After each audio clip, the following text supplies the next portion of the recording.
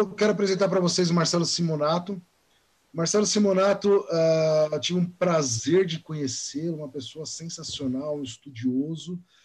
O Marcelo hoje ele é executivo, escritor e palestrante profissional, com foco em liderança e gestão de pessoas. Ele possui uma trajetória profissional de mais de 25 anos, né, com experiência no mundo corporativo, atuando em empresas nacionais e multinacionais. O Marcelo ele tem a graduação em administração de empresa pela Universidade Paulista. E ele é pós-graduado em finanças pela FGV. E ele tem um MBA em gestão empresarial pela La Salle University, na Filadélfia. Então, Marcelo, um grande prazer ter você aqui conosco. E para a gente começar a conversa contigo, Marcelo, eu gostaria muito de entender como que um executivo da área de finanças, que sempre trabalhou com números, né, planilhas, processos, resolveu estudar o comportamento humano e falar de pessoas. Né? Então, seja bem-vindo. E essa já vai uma primeira pergunta para você, Marcelo. Primeiramente, muito obrigado pelo convite. Bom dia, Fernando, Marisa e todos vocês que estão conosco ou que terão depois acesso a esse conteúdo. É um privilégio poder estar aqui e compartilhar um pouco, né? Aprender e também passar um pouquinho daquilo que a gente tem vivido nos últimos anos.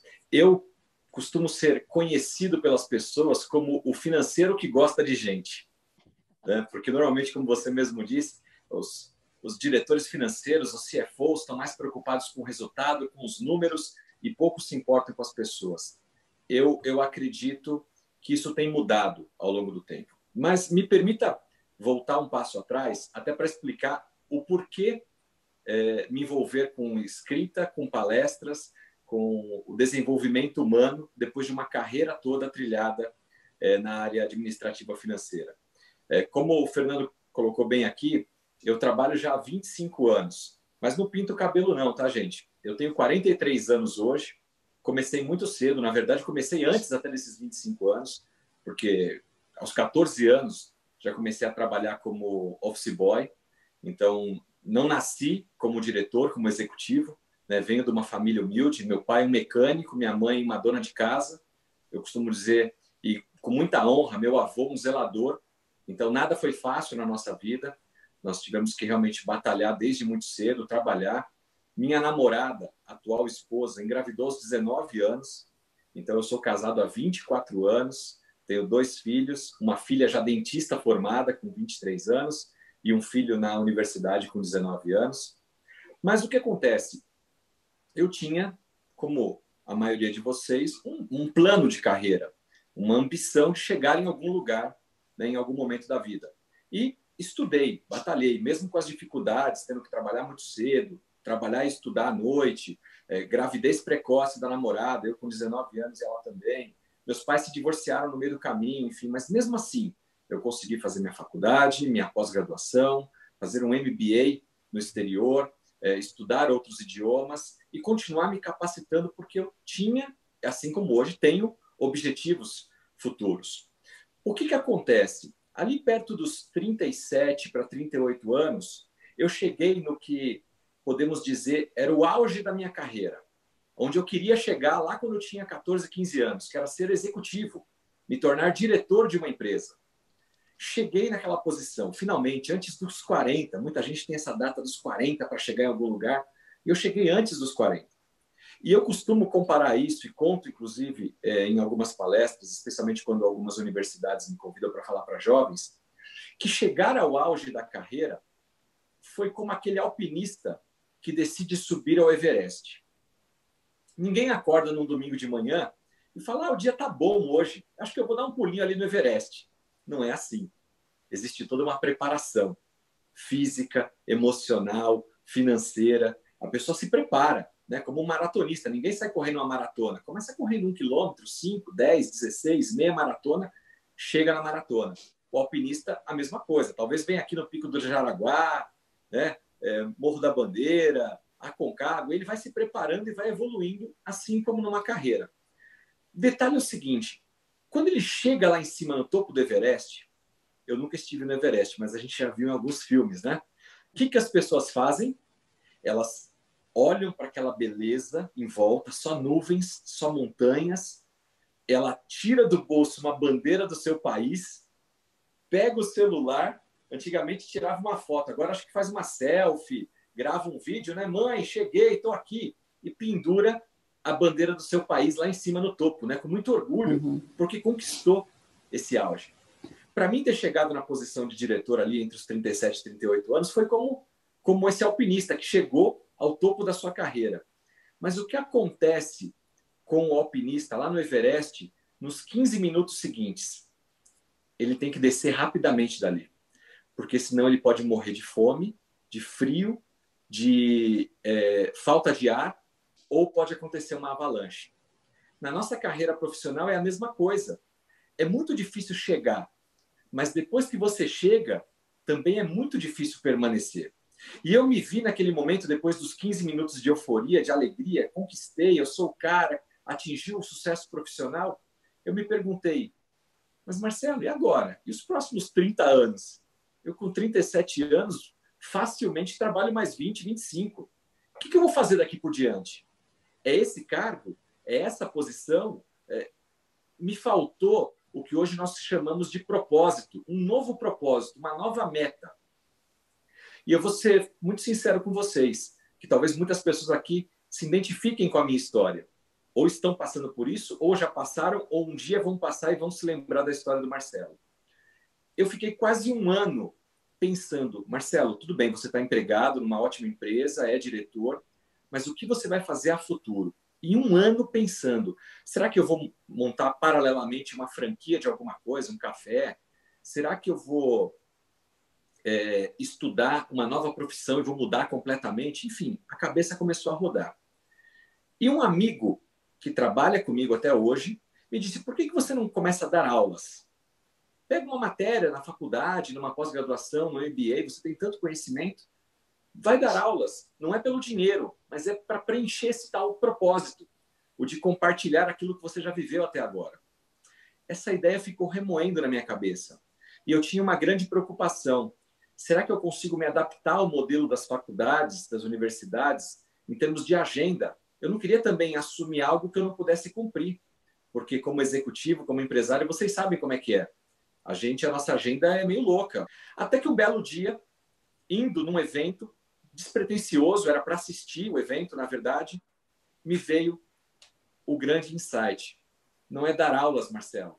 O que você pode fazer daqui por diante, paralelamente à sua carreira como executivo, é escrever. Eu sempre gostei de escrever, desde pequeno, sempre foi qualquer tema que a professora dava, escreva sobre a natureza. Aí o Marcelo escreveu várias páginas. Eu falei, poxa, comece a escrever. E eu comecei a escrever pequenos artigos, comecei a ser convidado para participar em livros de coautoria, onde você escreve um capítulo.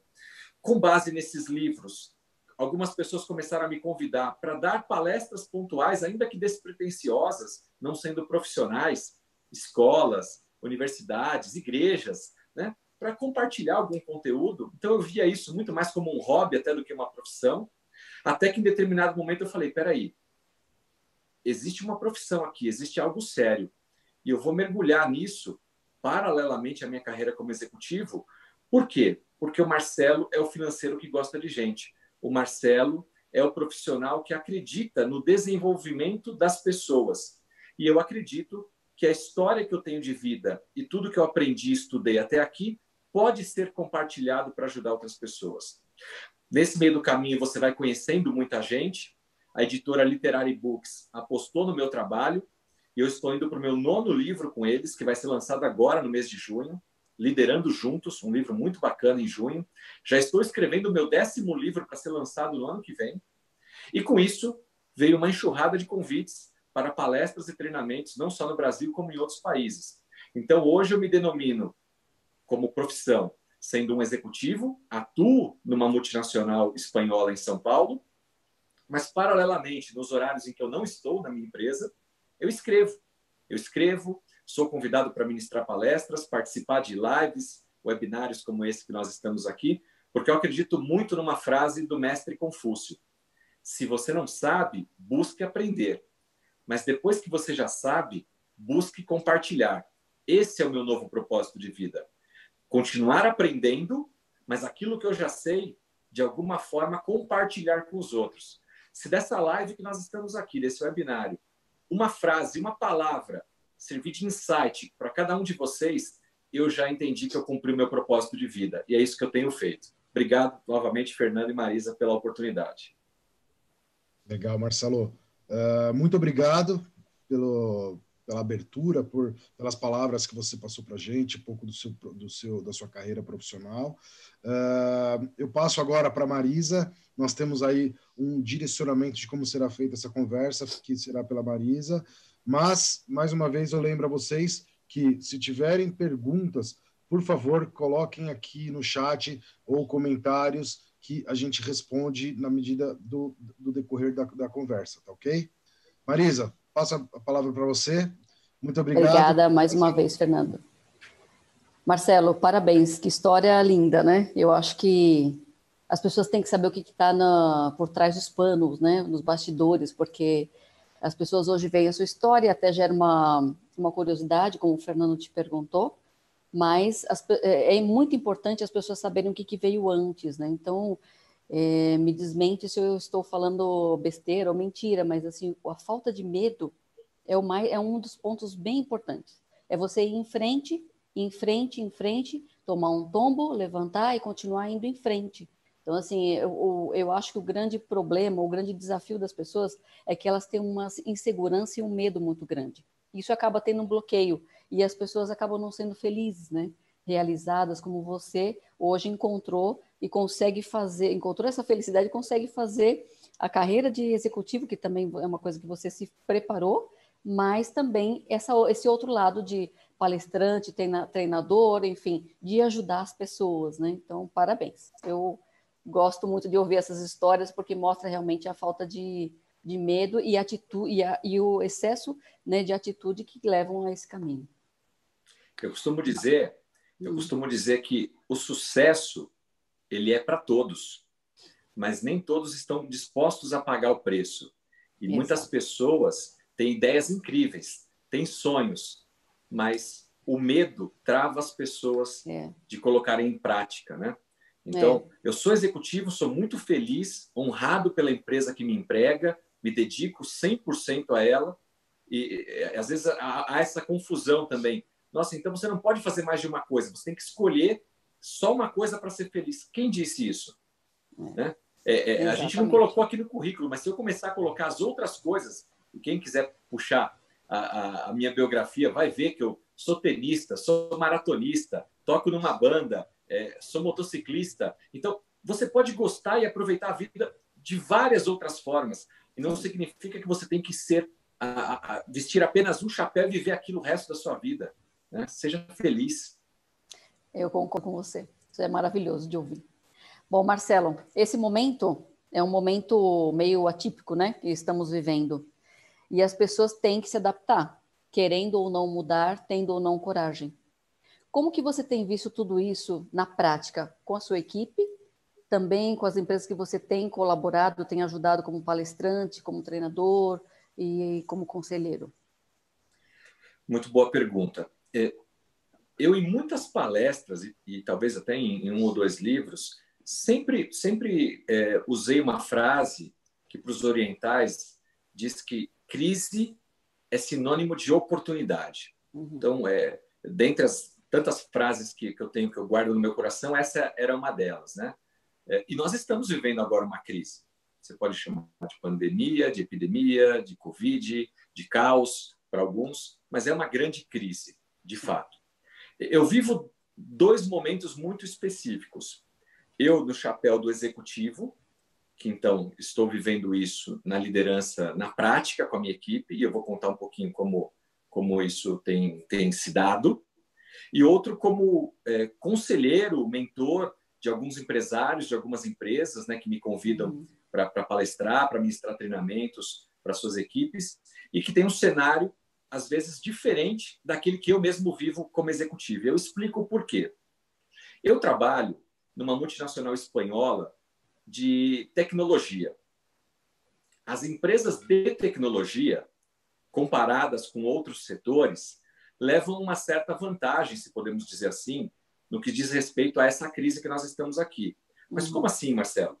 Sim, as empresas que trabalham com consultoria, com prestação de serviço, de certa forma, já vinham caminhando pelo modelo do home office, de usar todos os seus arquivos nas nuvens, de utilizar as tecnologias, os avanços da era digital a seu favor. Então, quando chega uma crise como essa agora, elas têm uma certa vantagem na adaptação ao novo modelo de trabalho que nós temos. Diferente do comerciante que tinha lá uma loja aberta, do dono do restaurante, de um dono de uma escola que nunca pensou em colocar a escola no modelo EAD. Então, tem gente que estava um passo à frente, digamos assim. Então, eu, como executivo dessa empresa, me coloco nessa situação, onde para a gente, apesar de todas as dificuldades que nós estamos vivendo também, claro, porque temos clientes, e se nosso cliente está tendo dificuldade, automaticamente eu também vivo essa dificuldade. A primeira dificuldade que eu vejo, e isso serve tanto para a nossa empresa como para as demais, é você dar a infraestrutura e conseguir colocar os seus colaboradores para trabalhar em alta performance à distância. Uma coisa era a empresa que cada colaborador podia uma vez por semana, de vez em quando, fazer um home office. Outra coisa é você ter toda a sua equipe, eu estou falando no Brasil de 2.800 colaboradores, no mundo 70 mil colaboradores, colocados 100% em home office. Né? Então, é uma questão de tecnologia, primeiro. Será que os nossos servidores comportam todo mundo acessando à distância as nossas informações? A gente nunca parou para testar isso. Então, vamos testar. Funcionou. Ótimo. Segundo, nossos colaboradores têm a infraestrutura necessária para que possam trabalhar? Qual que é essa infraestrutura? Notebook, ou vão levar o computador que tinham na mesa do trabalho, acesso à internet, celular para aqueles que vão fazer muitas ligações durante o trabalho? A empresa tem que fornecer isso, porque os colaboradores não foram contratados para o teletrabalho, eles foram contratados para trabalhar na empresa. E eu, empresa, estou colocando eles em home office. Logo, cabe a minha responsabilidade de dar a infraestrutura para eles. Só que mesmo eu dando notebook, celular, às vezes pagando ou reembolsando ele por uma internet de banda larga, porque a dele era uma internet mais baixinha, porque ele não precisava usar tanto em casa, ainda tem uma questão que é muito difícil para a empresa poder resolver, que são as condições de trabalho no ambiente domiciliar. Eu estou aqui no meu escritório. Vocês aí talvez também estejam em algum ponto da sua casa que tenham conforto. Mas será que os nossos colaboradores têm essa condição? Com certeza não. E aqui vai a primeira lição para o líder e para o empresário. Nós precisamos conhecer os nossos colaboradores na essência, na pessoa física de cada um deles. Tira o crachá. Eu sempre fiz isso. Todo novo colaborador, toda nova empresa onde eu comecei, eu sempre quis conhecer as pessoas na pessoa física. Onde você mora? Quem mora com você? Qual que é a situação da sua família? Eu sei que tem gente no meu time que mora num apartamento pequenininho, de menos de 50 metros, com 6 pessoas. Eu sei que tem gente no meu time que mora num quarto, cozinha e banheiro. Eu sei que tem gente no meu time que mora na edícula, atrás da casa da sogra. Então, cada um deles tem uma dificuldade para trabalhar. Você dá o notebook, mas o cara senta onde? No sofá com o notebook no colo para trabalhar 8, 10 horas por dia? Ou em cima da cama no quarto? Ou na mesinha pequenininha na cozinha? As mulheres que têm criança, que deixavam na creche, que deixavam com a vizinha, com a sogra, numa escolinha, enfim. E agora a criança também está com ela em casa. Então, ela é mãe, ela é profissional, ela é esposa, ela tem que ajudar o filho nas lições da escolinha. Gente, é muito complexo. Então, líder, empresário, nós precisamos entender este momento dos nossos colaboradores. E aí, já fazendo um spoiler do que a gente vai falar lá na frente sobre a inteligência emocional, isso é empatia. Se colocar no lugar do outro. Não dá para querer, se o seu horário de trabalho na empresa era das 8 às 5 ou das 9 às 6, você querer entrar lá às 8 horas e ver se está todo mundo conectado. Entrar às 6 horas da tarde para ver se está todo mundo conectado. Você tem que delegar o trabalho, acompanhar o fluxo do trabalho, as entregas, mas também é o tal do morde e assopra. Não dá para pressionar o time o tempo todo e se de repente ao longo do dia alguém não estiver online, você ficar paranoico. As pessoas em casa estão vivendo um outro modelo, todos nós. Você, como líder empresário, está passando por dificuldades também.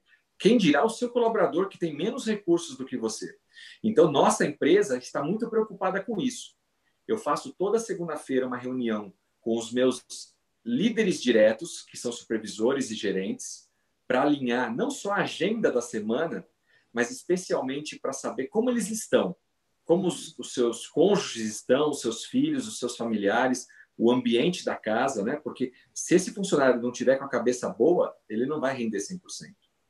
Feito essa reunião, depois, ao longo da semana, junto com cada um desses líderes que trabalham comigo, eu participo da reunião deles com o time dele. Porque eu também quero ver a carinha de cada um da equipe. Eu não consigo individualmente, como a equipe é muito grande, estar todo dia falando com todos. Mas eu me proponho a minimamente uma vez na semana ver todos do time. E de acordo com o fluxo, com a rotina de trabalho, sim, através de micro-reuniões, seja por um Teams da vida, por um Zoom, por um WhatsApp, enfim, o recurso tecnológico que você tiver, poder não só escrever, seja por e-mail ou WhatsApp, mas também falar com as pessoas e ver as pessoas, porque nada melhor do que um sorriso, né? Você sentir energia, trocar isso. E por último, para passar de volta a palavra para a Marisa, líder, empresário, você é um grande influenciador. E nesse momento, mais do que nunca, nós precisamos influenciar positivamente as pessoas. Nós já estamos vivendo em meio da crise.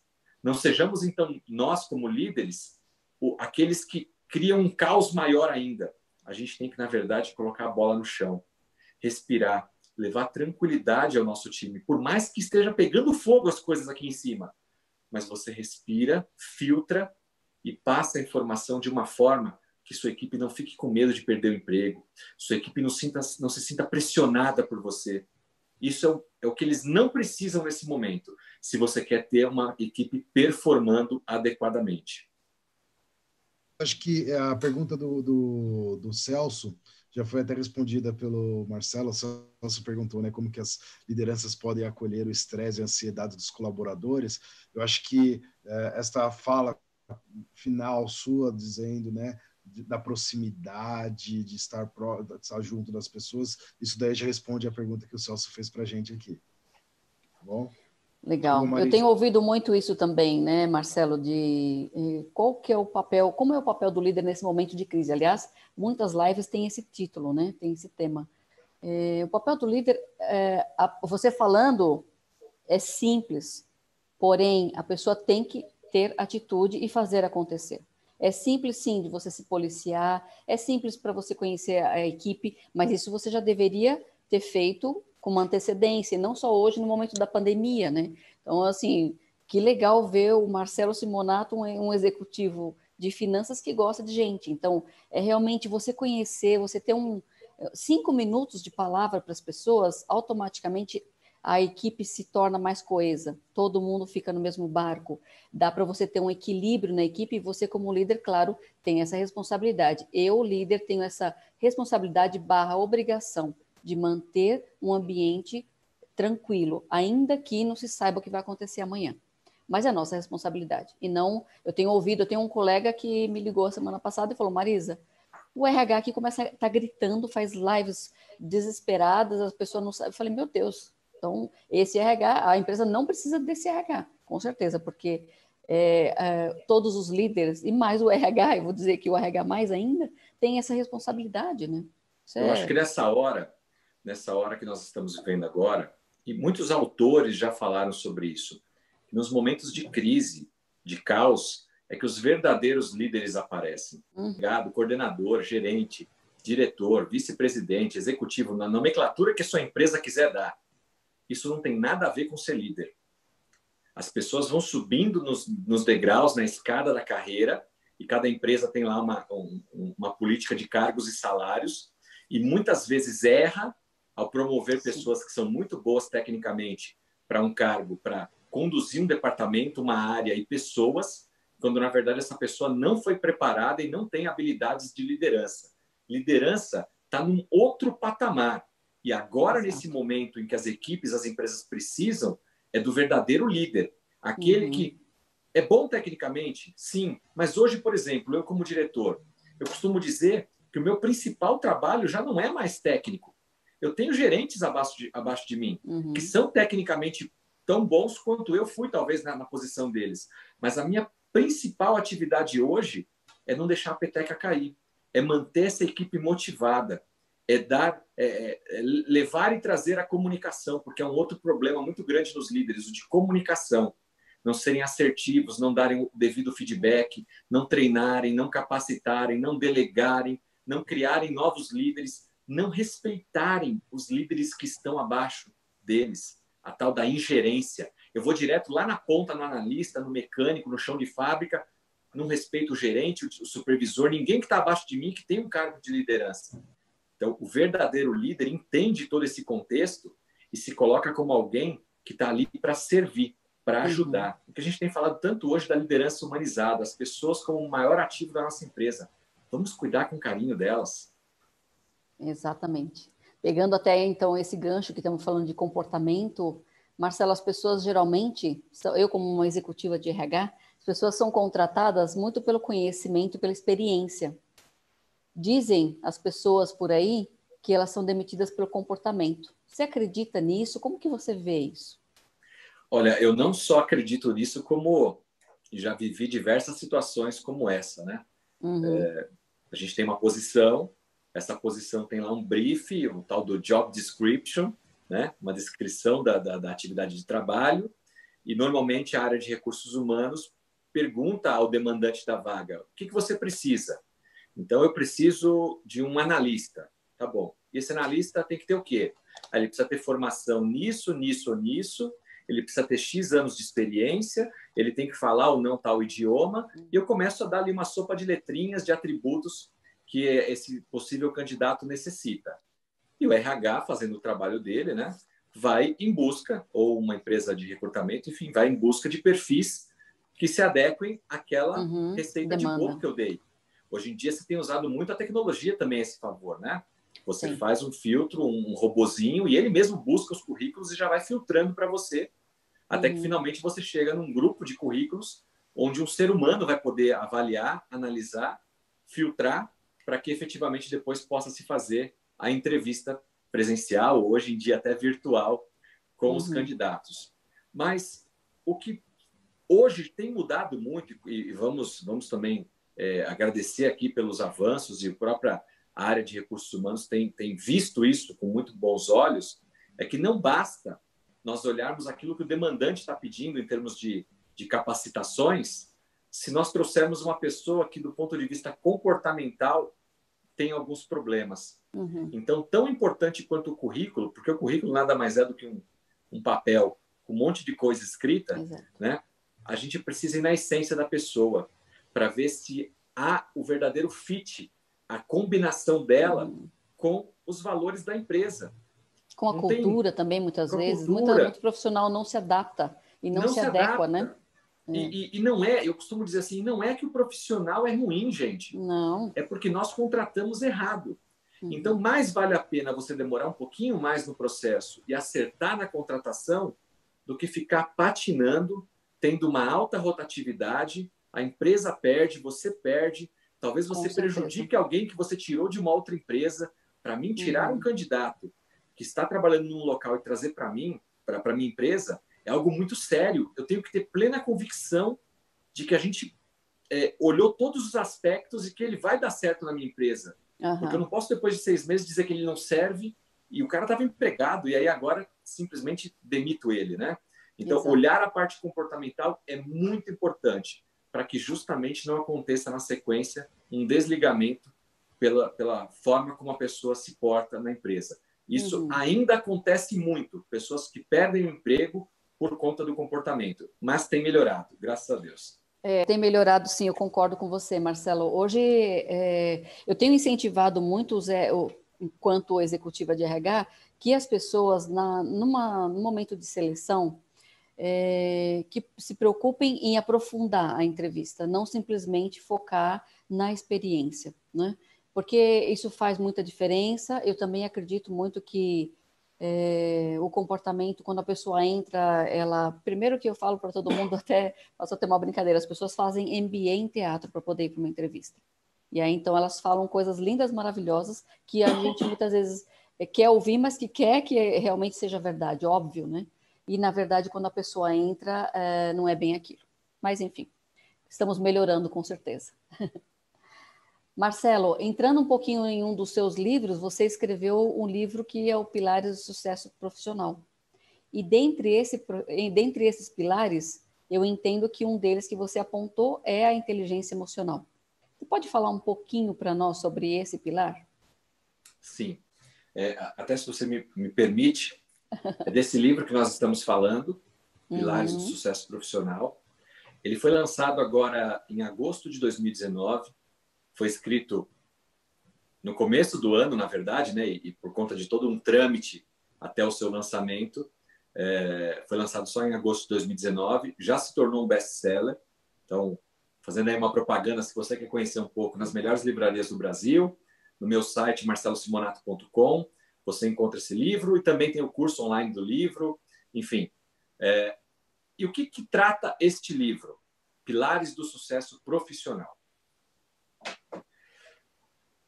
Uma coisa me incomodava na minha carreira também, na minha trajetória, que era o seguinte: por que alguns colegas de escola, ensino médio, faculdade, pós-graduação, MBA, pessoas com as quais eu trabalhei ao longo desses 25 anos, não tiveram tanto sucesso profissional quanto outras? Esse era um questionamento que me vinha sempre à mente.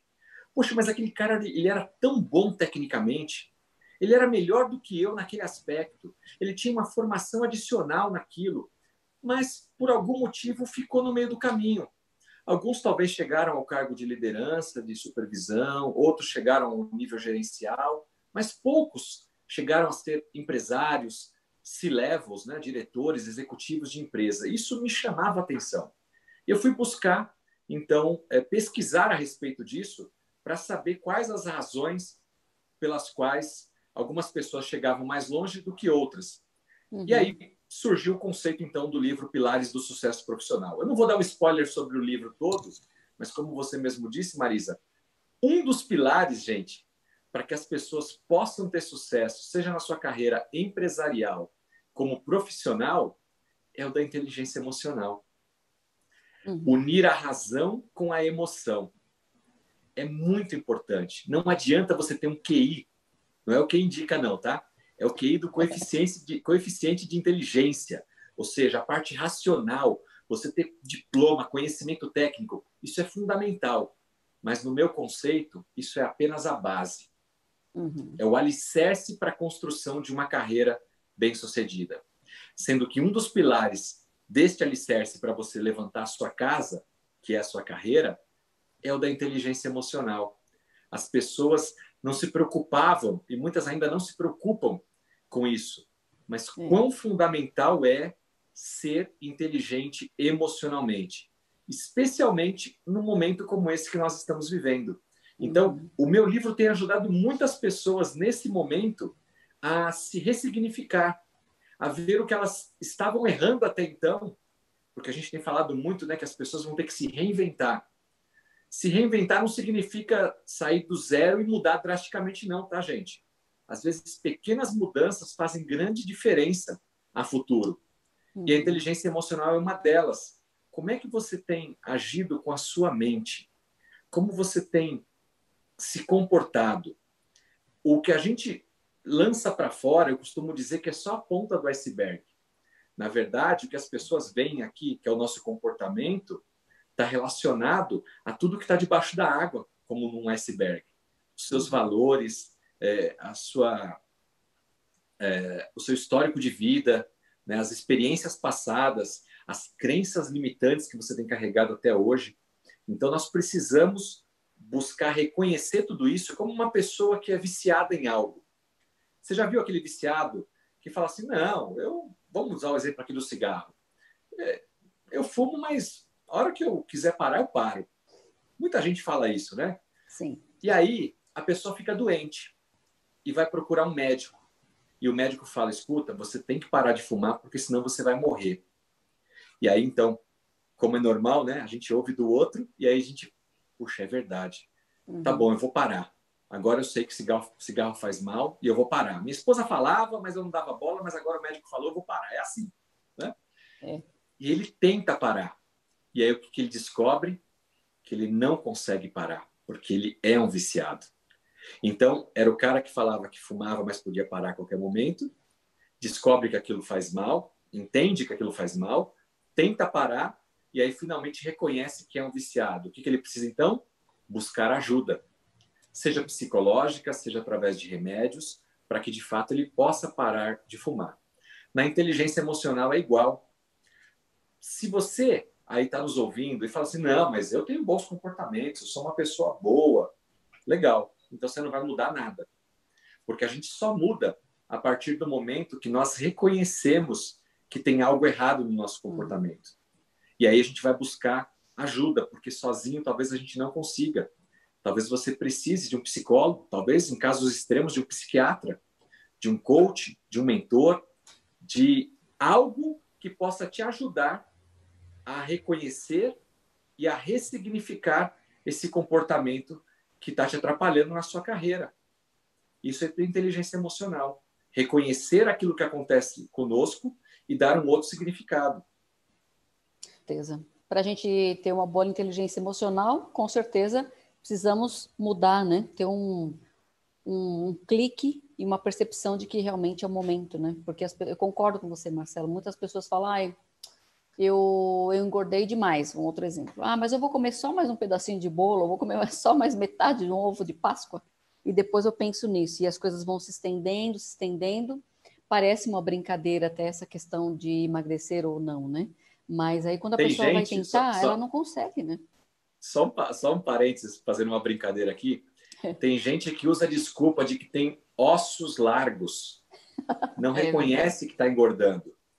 E aí joga a desculpa, não, é que meu osso é mais pesado.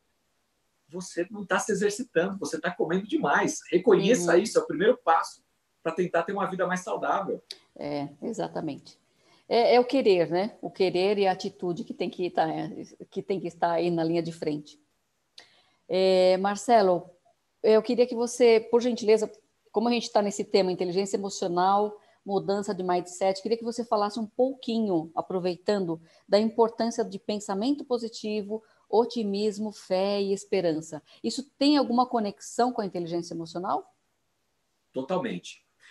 Se você me permite, eu vou dar um passo atrás para poder responder essa pergunta. Claro. Porque foi algo que ficou no ar e a gente não acabou não falando. A inteligência emocional, segundo Daniel Goleman, ela é dividida em 5 setores. O primeiro setor é o do autoconhecimento. De certa forma, nós falamos sobre isso. Então, é eu reconhecer as coisas que acontecem comigo, né? Então, em determinada situação, eu fico nervoso. Em determinada situação, eu fico triste. Em determinada situação, eu explodo com as pessoas. Ou eu choro. Então, é o autoconhecimento. Você precisa se conhecer. Conhecer o seu corpo, né? Vamos dar aqui alguns exemplos claros. Tem mulheres que, numa situação de estresse, de nervosismo, o que acontece? A menstruação antecipa. Tem homens que, numa situação de estresse, o que acontece? A cabeça estoura caspa. Olha só, gente, o corpo fala. Então, você precisa se conhecer. Porque quando o corpo está falando, seja uma gastrite, uma úlcera, uma dor de estômago, uma diarreia, o que quer que seja, é porque algo começou na mente. Então, o autoconhecimento é muito importante. O segundo aspecto da inteligência emocional, depois do autoconhecimento, é o autocontrole. Você não consegue controlar as coisas que acontecem fora. Mas como elas irão impactar você, aí sim, cabe a você. Alguém gritou com você. Você vai gritar de volta? Você vai chorar? Você vai reprimir aquilo? O que você vai fazer com aquilo que aconteceu externamente e que pode impactar você internamente? Autocontrole. O terceiro aspecto é o da automotivação. Muito se tem falado hoje sobre a resiliência, a capacidade de dar a volta por cima. Nada como uma boa noite de sono, o nome que você quiser usar. Mas é isso. Não espere que alguém te motive. Não espere que venha do outro o motivo para a sua felicidade, para a sua alegria. Mas nós temos que ter essa capacidade de nos automotivar. Receber uma enxurrada de informação negativa, um chefe que deu bronca na gente, uma situação como essa de caos, mas mesmo assim, eu me conheço, eu me controlo, e aí eu tenho a capacidade de me automotivar, que vai estar ligado com o que a Marisa falou, do otimismo, do positivismo, da fé, da esperança. Eu não vou entrar aqui em questões religiosas, mas aonde você busca se energizar, né? Passou um dia inteiro cheio de problemas, de dificuldades, aí no final do dia você está esgotado. Como é que você se automotiva?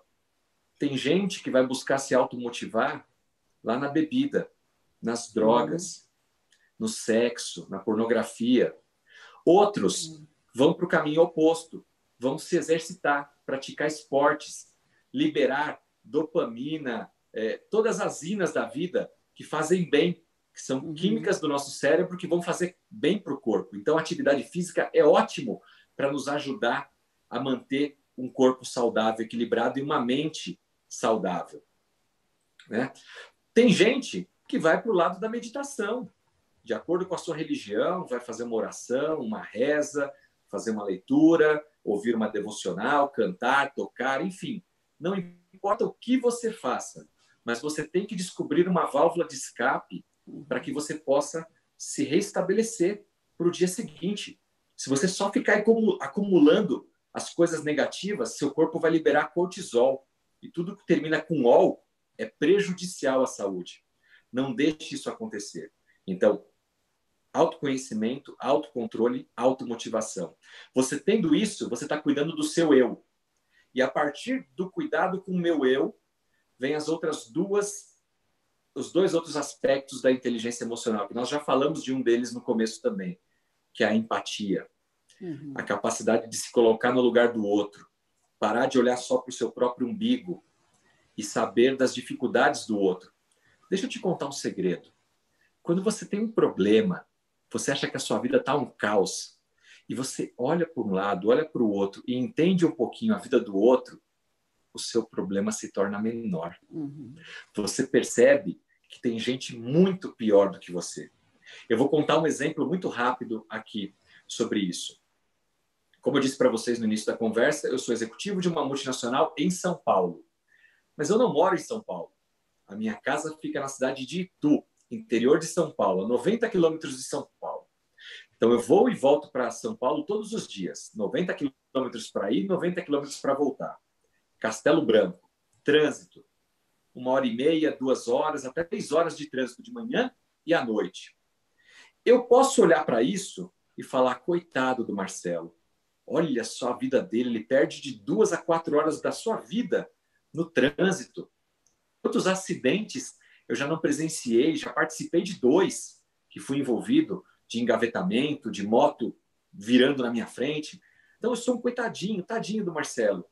Mas quando eu tenho empatia, eu olho para a minha equipe e vejo que tem gente no meu time que trabalha comigo em São Paulo, na Zona Sul, mas que mora em Itapecerica da Serra, que mora na Zona Leste, que mora em Santo André, que mora em Santos, que mora em Caieiras, e que, diferente do Marcelo, que tem um carro da empresa, que pega Castelo Branco e até chegar na empresa passa por um semáforo, apesar de toda essa quilometragem, meus colegas de trabalho pegam trem, ônibus, metrô, tem que andar a pé, dia de chuva é um caos.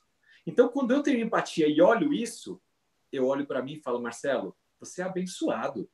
Cara, essa sua estrada, na verdade, é o seu momento de terapia. Então, dê valor e conheça a história do outro para que o seu problema seja menor. O último aspecto, e muito ligado ao da empatia na inteligência emocional, é a habilidade de se relacionar, seja o intra como o extrapessoal. Você não vive sozinho. E como líder, como empresário, pior ainda, sozinho você não vai fazer nada. Nós precisamos de pessoas conosco. A soma das habilidades, das experiências, do conhecimento de vida de cada um é que vão fazer um time forte. Eu gosto sempre de comparar equipes de trabalho com times esportivas, especialmente do futebol. Colocar as pessoas certas no lugar certo, motivar, capacitar, treinar. E se um marca o gol, não é aquele que marcou o gol, o time todo marcou o gol. Se sofreu o gol, o time todo levou o gol. Capacidade de relacionamento. Então, gente, para resumir, a inteligência emocional são esses 5 aspectos. E aí, fechando e voltando para a pergunta da Marisa, tá tudo aqui na nossa mente, olha. Cuida da sua mente. A gente nunca precisou tanto de fé e esperança de que dias melhores virão. Pensamento positivo atrai coisas boas. Independente se você acredita em energia, poder cósmico, em Deus, né? Respeitando todas as crenças.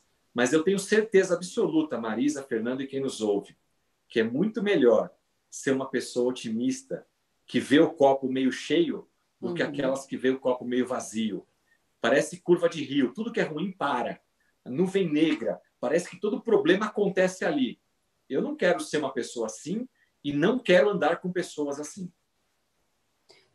Porque isso acaba desencadeando problemas, né, Marcelo? Eu dou sempre esse exemplo do copo d'água, né, pela metade. Então, vai de você ver uma baita de uma oportunidade, ou então você fica reclamando e ouvido aos céus o azar, isso acaba navegando contra. Então, as pessoas têm que entender muito que isso está na sua cabeça, na sua mente. Você tem que mudar esse mindset, ser positivo, otimista, e todos esses pontos que eu toquei para você, fé, esperança, é acreditar, né? É saber que o mundo é colorido, que eu posso ser feliz trabalhando, ainda que pegando trem, metrô, eu posso também ser feliz. E não adianta nada as pessoas ficarem reclamando o tempo todo. Então, isso desencadeia coisas negativas, e eu acho que já está mais do que na hora das pessoas pensarem um pouco nisso e mudarem essa maneira, né, essa atitude, porque isso também não leva a nada. Enfim, são comentários, eu sou suspeita também de falar de todos esses assuntos que você comentou. Eu acredito muito, graças a Deus, sou uma pessoa extremamente feliz, e vou em frente, e vou batalhando. Eu tento sempre ver a parte positiva das coisas. Então, automotivação, eu acho que também é um ponto bastante importante. Pessoas que não sabem lidar com uma chamada de atenção do chefe, ainda que de repente é um chefe que não é um líder, mas assim, você tem que se automotivar, e mesmo que seja uma crítica muito pesada, você tem que tirar um proveito e ver que realmente, aonde que eu posso tirar proveito daquele ponto que está sendo tão negativo na visão do meu chefe, enfim. E assim vai, né, Marcelo? Tem muitas coisas aí na vida da gente que podem trazer um ensinamento enorme, né? Com certeza. Eu gosto de fazer uma analogia.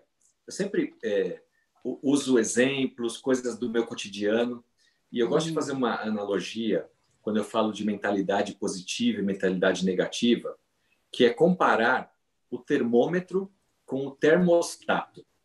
Todo mundo sabe o que é um termômetro. Talvez você tenha na sua casa. Hoje em dia, as pessoas têm menos, mas você vai se lembrar da época da casa da sua mãe, talvez, que tinha aquele termômetro com mercúrio cromo, lembra? Colocava debaixo do braço, colocava na boca e media a nossa temperatura. Então, o termômetro, ele serve para medir uma temperatura, ok?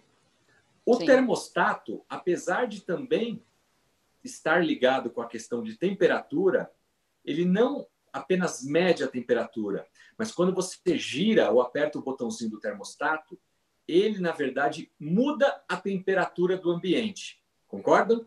Se você tem um aparelho de ar-condicionado, enfim, então o termostato você regula ali e você define a temperatura do ambiente do local. Muito bem. Marcelo, mas o que tem a ver o termômetro e o termostato com mentalidade? Olha só a sacada, gente. O termômetro é como aquela pessoa que tem uma mentalidade voltada para o lado negativo. Por quê? Em meio ao caos, à crise, e aí fazendo analogia aqui, a febre, o termômetro muda a sua situação. O mercúrio expande e muda a situação, a imagem que você vê ali no termômetro. Sim. Assim são as pessoas que são como o termômetro. Em meio à crise, à dificuldade, a um não da vida, a um feedback negativo do cliente, do patrão, do líder, a pessoa é como o termômetro. Ela muda, ela fica nervosa, ela chora, ela grita, ela não reconhece as dificuldades que ela tem e de que ela precisa melhorar, né? Ninguém gosta de levar não, ninguém gosta de receber um feedback de desenvolvimento. Sim. Então, essas pessoas, elas são mais reativas, são como o termômetro. Já quem tem um mindset parecido com o termostato é aquele que, em meio ao caos, ao problema, ele vai lá, sendo ele um termostato, e regula o ambiente. É o líder que, em vez de colocar mais lenha na fogueira, ele baixa a bola e acalma o time. Nós devemos ser como termostato. Nós devemos regular a situação do ambiente. Está crise lá fora, o cliente está parando de comprar, o fornecedor não está querendo me ajudar, o meu concorrente está tendo problema. Mas espera aí, eu só vou sobreviver se eu e a minha equipe estivermos em paz. Então, pode estar tendo o caos que for, mas eu vou regular o nosso ambiente para que aqui dentro a gente crie uma forma de uma bolha de proteção entre nós, para que a gente faça o melhor possível que a gente pode fazer com os recursos que nós temos à nossa mão. Isso é mentalidade positiva. E saiba que as pesquisas categoricamente demonstram que quem tem mentalidade positiva, otimismo, fé e esperança, vai mais longe, sobrevive às crises, sai na frente em qualquer situação em relação àqueles que sempre são reativos, como o termômetro, são negativos, que buscam, parece que as coisas ruins sempre caem ali no colo dela. No networking, nós dizemos que nós somos a média das 5 pessoas com as quais nós mais convivemos. Deixa eu te falar uma coisa. Não deixe que você fique mais tempo da sua vida andando com 5 pessoas negativas. Procure pessoas com alto astral, pessoas positivas, pessoas que estão buscando, em meio a essa crise, oportunidades. É com essas pessoas que nós temos que nos aliar. Então, você que está conosco hoje aqui nessa live, nesse webinário, parabéns, porque é disso que a gente está tratando aqui, de como a gente pode usar a inteligência emocional, a sabedoria, a mentalidade positiva para continuar enfrentando esses problemas, essas dificuldades e olhando eles como oportunidades de sairmos melhores, diferentes de quando entramos. Porque se for para a gente ficar aqui chorando as pitangas, eu vou pegar um lenço e vou começar eu e a Marisa aqui a um reclamar do outro, e aí vocês também aí em casa vão chorar. Não, não é isso que a gente quer. Escolha um horário determinado do seu dia para se atualizar sobre notícias, mas não passa o dia inteiro querendo saber quantos morreram, quantos estão contaminados, a crise política que está por trás disso. Não vai te ajudar em nada. Bora trabalhar, bora produzir. Escolha um momento específico, se atualize para também você não ficar alienado e pronto. Bloqueie isso, porque senão a sua mente vai entrar numa paranoia total. Isso é o que a gente não precisa agora. Exatamente. Parabéns mais uma vez, Marcelo. Eu acho que esse pensamento positivo aí em frente, acreditar, enfim, as pessoas têm que exercitar muito isso. Como você disse, nos dias de hoje, ainda mais. Então, essas eram as perguntas que eu tinha para você, mas acabei entrando em vários outros, né?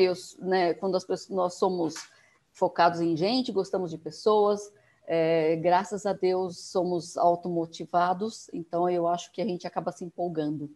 Muito obrigada, Marcelo. Eu não sei se o Fernando tem alguma pergunta no chat para fazer. Sim, tenho sim. Eu tenho aqui perguntas que foram feitas aqui no YouTube. Marcelo, tem aqui o Fernando, ele perguntou para a gente, eu acho que até em algum ponto você já citou alguns insights sobre isso, mas como que um profissional mais sênior, né, ele até comentou aqui, né, o Snowhead,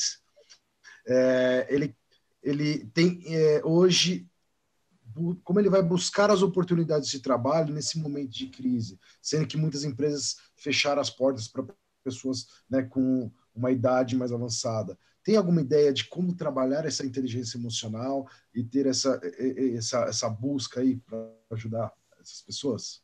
Eu vou contar uma história aqui para vocês. Talvez alguns já conheçam ou não, mas é porque é meu estilo, tá? Eu nunca respondo uma pergunta direta, eu sempre faço analogias, busco cases do passado, enfim, para contextualizar. Nós estamos vivendo uma crise, né? Sim. Começou na área da saúde, no Brasil especificamente está indo para a área política e econômica, porque muitas pessoas estão fechando seus estabelecimentos, especialmente o pequeno e médio empresário. Muitas empresas estão dando férias coletivas, redução de jornada de trabalho, colocando a equipe em home office. Então, nós percebemos e vemos que realmente nós estamos entrando num período aí de recessão, de vacas magras. Muito bem. Pergunto a vocês, essa é a primeira crise que o Brasil enfrenta? Ou a humanidade? Não. Não. Que eu me lembre, só por gente, né, da minha época, 98, 2001, 2008, 2014, auge do desemprego no Brasil. Então, nós já tivemos outras crises, né? Quem tem um pouco mais de idade do que eu vai se lembrar de outras, talvez época de ditadura, enfim. Mas eu quero buscar uma crise que aconteceu até mais antes de tudo isso. Crise de 29, Estados Unidos. O tal do crash da Bolsa de Valores. Vocês se lembram da história? Todo mundo deve ter estudado ou visto essa história. Naquela época, gente, a crise foi tão grande, tão séria, que tinha criança indo para a rua pedir emprego para o pai. Tinha família que estava dando os seus filhos para um parente, para um vizinho, para alguém cuidar. Porque se ficasse com eles, ia morrer de fome. Então, não era uma crise que começou na saúde, era uma crise financeira, econômica, política. Mas tão pesada como a que nós estamos vivendo hoje, porque só quem vive a crise sabe o problema dela, né? Então é difícil até você comparar as crises. Muito bem, naquela crise de 29, não tinha emprego, as pessoas passando necessidade. E eu não sei quantos aqui conhecem o grande escritor americano John Maxwell, uma das minhas referências em termos de liderança. John Maxwell tinha um pai, como todos nós, chamado Melvin Maxwell. Melvin Maxwell viveu naquela época na crise de 29. Tinha filhos para criar, uma esposa, e não tinha emprego. Saía para procurar emprego, tentava, como o nosso colega aqui que colocou a mensagem, não sei se é para ele ou para outras pessoas, mas, enfim, para quem servir aqui entre nós, seja que esteja desempregado ou para aqueles que têm mais idade e não conseguem uma recolocação no mercado, essa história eu espero que ajude de alguma forma. Melvin Maxwell também não conseguia um emprego. Uma bela segunda-feira, ele acorda de manhã, se barbeia, veste sua melhor roupa, acorda a sua esposa e diz: estou indo trabalhar. Aí ela: Melvin, meu amor, você arrumou um emprego? Ele falou assim: não, eu não arrumei um emprego, mas eu decidi que hoje eu vou trabalhar para alguém. A esposa, meio sem entender o que significava aquilo, falou: tá bom, toma aqui o seu... Eu não lembro, não sei se ele tinha um pão, o que eles tinham para comer naquela época, talvez uma male-male, uma farinha, um leite, não sei. Comeu ali alguma coisa e foi para o centro da cidade, sem emprego. Chegou num estabelecimento, havia um homem varrendo ali próximo da calçada, e Melvin se dirige a ele e diz: bom dia, meu senhor, eu gostaria de trabalhar para o senhor. E aí aquela pessoa com a vassoura diz: meu amigo, eu quase estava na esperança de que você fosse um cliente, porque meu último colaborador eu mandei embora semana passada. A gente está vivendo uma crise. Eu estou sozinho aqui na minha loja e não entra uma viva alma. Eu não tenho como te contratar, não tenho como pagar. E Melvin volta para ele e diz: não, o senhor não entendeu. Eu vou trabalhar hoje para o senhor de graça. Eu quero colocar à sua disposição o meu serviço. Aquele comerciante um pouco ressabiado, né? Porque não é normal alguém chegar e se oferecer para trabalhar de graça para você, mas aceitou. Falou: tudo bem, você quer me ajudar? Eu tenho lá umas coisas no estoque que eu preciso organizar, eu tenho algumas etiquetas de preço que eu preciso trocar, eu preciso de um chão para limpar, enfim. Moral da história: Melvin trabalhou aquele dia inteiro para aquele comerciante e foi embora para sua casa.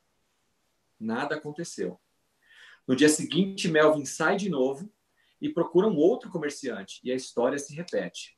E Melvin fez isso ao longo de alguns dias, algumas semanas, trabalhando para várias empresas, pequenos comerciantes, estabelecimentos, de graça, dando aquilo que ele podia dar, que era o seu tempo, a sua experiência, a sua sabedoria, a sua força física, em prol de ajudar uma outra pessoa. Parem e pensem comigo. Se você é dono de um mercadinho, de uma padaria, de uma loja, de qualquer que seja o tema, e alguém trabalha um dia inteiro para você, se sacrifica, está ali com você o dia todo, no final do dia você não tem dinheiro para pagar para ele. Mas talvez é possível que Melvin saísse de uma loja ou outra, de um estabelecimento ou outro, levando para casa 1 litro de leite, um cacho de banana, um saco de pão, alguma coisa que talvez estivesse até prestes a vencer e que aquele comerciante ia jogar fora. Mas porque Melvin o ajudou, ele foi retribuído com alimentos, com roupas, com coisas desse tipo, o tal do escambo, né? A troca. Uhum. Para encurtar a conversa, Melvin fez isso por muito tempo. E quando a crise passou, Melvin tinha 3 empregos fixos. Enquanto muitos choram, outros vendem lenços. Enquanto muitos estavam em casa reclamando que não tinha emprego, que não tinha oportunidade, Melvin fez o que estava nas mãos dele, que era o seu conhecimento, a sua experiência, a sua força física, e colocou isso à disposição do outro, para ajudar o outro. Como consequência, pela teoria da gratidão, da reciprocidade, ele recebeu de volta mantimentos. E em algum momento, quando as coisas começaram a melhorar, ele foi contratado não só por mas por 3 empresas. Eu pergunto a você, Fernando, Marisa e Marcelo estão aqui agora, sem cobrar nada, trabalhando de graça para vocês de alguma forma, compartilhando um pouco do nosso conhecimento, ajudando, porque esse é o nosso intuito agora, ajudá-los. Não adianta eu querer cobrar de você alguma coisa. Talvez essa nossa conversa, num outro momento, numa palestra que eu daria na sua empresa, eu poderia cobrar um cachê bastante alto, inclusive. Mas não é o momento, porque nós estamos vivendo uma crise. É momento de nós nos ajudarmos. Então, você está desempregado, você tem hora ociosa, coloque essa hora produtiva para ajudar alguém. Você vai continuar se capacitando, você vai estar sentindo que você está servindo a alguém, essa pessoa vai ser grata, a lei da reciprocidade vai funcionar. E lá na frente, quando nós passarmos por isso, assim como vai acontecer aqui, eu tenho certeza que muitas pessoas que estão nos ouvindo, lá na frente, vão procurar a Gluck para uma consultoria, para uma assessoria na área de recursos humanos.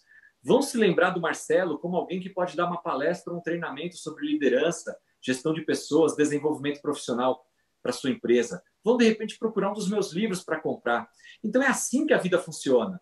Primeiro, nós ajudamos para depois sermos ajudados. Eu acredito muito nisso e aprendi isso com a história do Melvin e espero que tenha ajudado vocês também.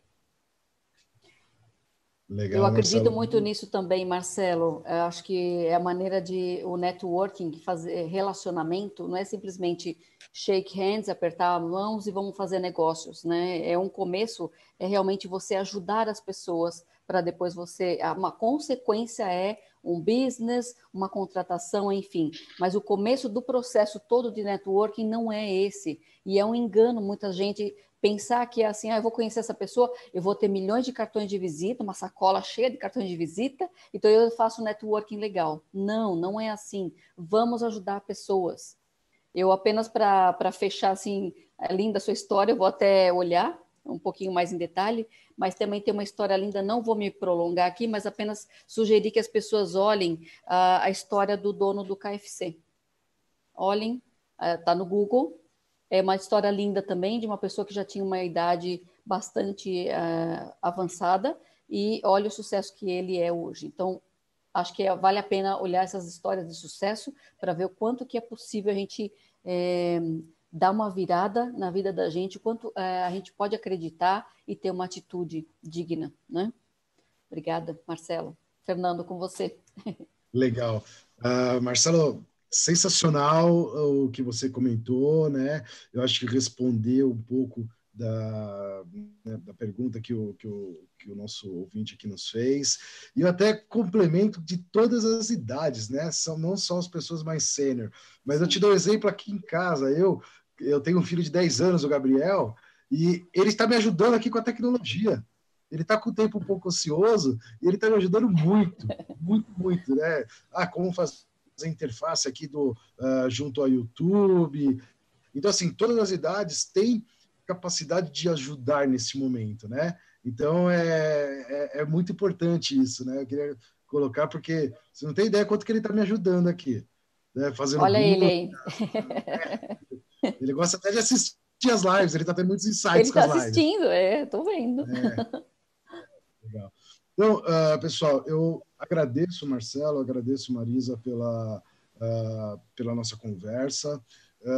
Como eu sempre faço, eu vou abrir, né, para vocês passarem uma mensagem final para o pessoal. Eu agradeço a todos, muitas pessoas comentando aqui muitos comentários muito interessantes sobre a empatia, né? O Marcelo comentando se conhecer, empatia é o caminho, pessoas falando aqui, né, que procurar sempre a felicidade, né? O Antônio colocou aqui para a gente, nas pequenas coisas. Então, com certeza, Marcelo trouxe muitos insights para a gente. Muitos insights para a gente. Eu te agradeço desde já.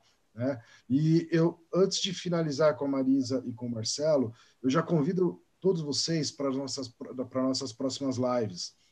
Então, nós só iniciamos um processo de live. A nossa próxima live vai ser dia 18 com o Luciano. Nós vamos falar sobre network.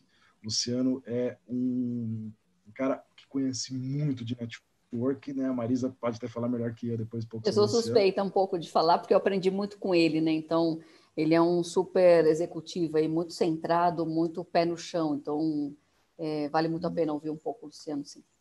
Legal, então na segunda-feira nós temos essa live com o Luciano. Lembrando que todas as lives, essa live que nós estamos fazendo agora com o Marcelo, todas as outras que nós fizemos com o Márcio, Maria Lúcia, José Neto, com a Bílio, advogado, com a Marisa, todos estão na nossa página, no nosso canal do YouTube. Então, faça a sua inscrição, peço para vocês, nos ajudem, faça a inscrição, dê um like lá nos vídeos para nos ajudar. Esse é um chavão que, inclusive, meu filho me ensinou a falar, que eu preciso ter mais seguidores lá, né? E, então, gente, Marcelo, passo a palavra final para você e depois para a Marisa, né, para um fechamento aí com chave de ouro de todos esses insights muito importantes que você passou para a gente até agora. Legal. Muito obrigado novamente pelo convite, foi um privilégio. Para mim, isso é um misto de hobby, missão de vida, o compartilhar, o aprender uns com os outros. Então, me coloco aqui à disposição de todos vocês, da Gluck em primeiro lugar, mas de todos vocês que assistiram, que ficaram conosco, aqueles que porventura vierem assistir também. Acompanhem meu trabalho lá no site www.marcelosimonato.com. Tem uma área do blog onde você pode se inscrever e receber todos os meus artigos que eu escrevo praticamente toda semana.